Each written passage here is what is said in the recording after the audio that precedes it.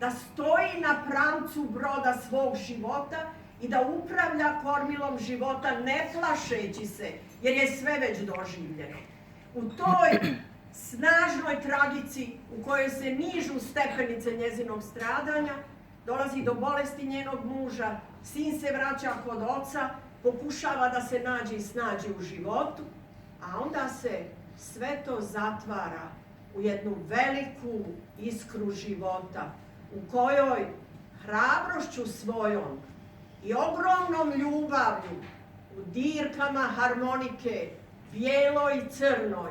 ona zapravo svira akorde svog života, potvrđujući za svaki gram radosti gram bola. Ali neka, na kamenu bola ona stoji onakva kakva je bila, u bašti svog života, zadovoljna što nikad nije pomislila da je život izdajica, nego je znala jedno,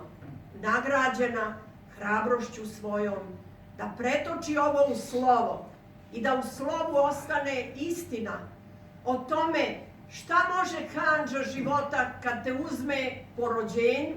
a kako je skidaš u godinama kad se razvijaš u strasnu, snažnu, željnu ljubavi i punu ljubavi